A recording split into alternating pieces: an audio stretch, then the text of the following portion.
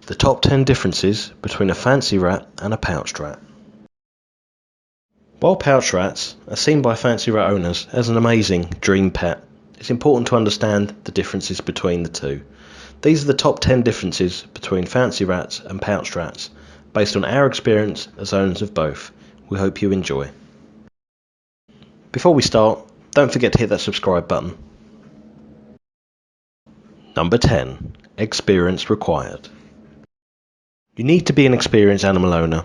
Pouched rats are more unpredictable than a fancy rat or any other domesticated animal and need to be treated as such. They're not a first choice pet for children, and you cannot be afraid of being bitten, and if you are, not to hold this against the animal. Number 9. Size.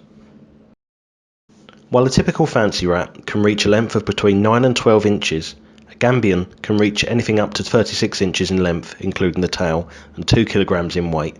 Their size can make them a force to be reckoned with, and this means that they require a large cage and lots of space. They are disproportionately strong, and versus their size, they are much stronger than their fancy cousins. Number 8. Nocturnal. While fancies are typically more active at night, they do adapt well to the hours of their owners and when they are fed, and this is mainly due to years of domestication. They most certainly don't get angry when being woken. Pouched rats, on the other hand, are strictly nocturnal and being more active between the hours of 1 AM and 7 AM, and while this can be slightly altered by the owners, they are more fixed than fancy rats. Getting them out of bed during the day is met with protest and could result in you being bitten. Number 7. Handling.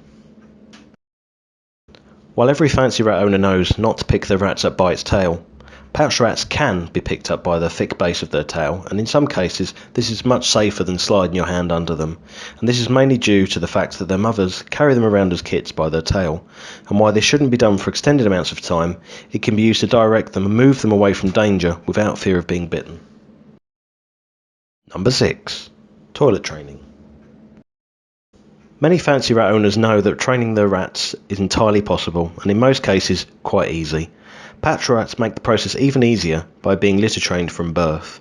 Pouched rats will seek out bodies of water to defecate in, and for this reason, providing them with a bowl of water in their cage will result in them almost always defecating in the water, keeping their cage nice and clean and making husbandry just a little bit easier. Number 5. Pouches. Some people still don't realise where the pouch part of the name comes from. Pouched rats have cheek pouches, much like that of a hamster, and are used for storing food and bringing it back to the nest. This can be amusing for new owners to watch, as their pouchie tries storing 5 or 6 grapes in their pouch.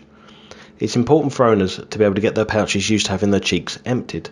This is especially important if the pouchie has pouched something that could pose a danger. Damage to their pouches can cause infection, and owners should be vigilant. Number 4. Diet. Fancy rats have a varied diet, and possibly filled with more junk food than it should be. Gambians, being less domesticated, should be kept very close to their wild diet, and this means much more fresh fruit and vegetables and small amounts of meat, and absolutely no junk food. Their main source of water is through their food, and for this reason, Gambians will not always use a water bottle. Fresh fruit and vegetables are important for this reason, and a parrot mix containing lots of seeds makes up their staple dry diet. Number 3. Odour. Fancy rat owners may be accustomed to the smell of their rats. Pouchies can sometimes push this a little bit too far. Pouchies do smell different to fancies, and not in a pleasing way. Their smell can be more similar to that of a ferret, a rather musky smell which tends to be stronger in bucks and when they are younger. While you will get used to this smell, any guest to your house may not think so, and for this reason new owners should be prepared for this. Number 2. Time and routine. Pouched rats require much more time investment than a fancy rat.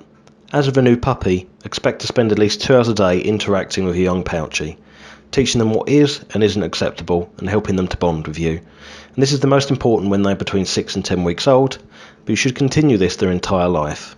Set a time and routine that fits your lifestyle and try to stick to it. If you can't invest this time in your pouchie, then a pouchie probably isn't for you. Number 1. Expectations.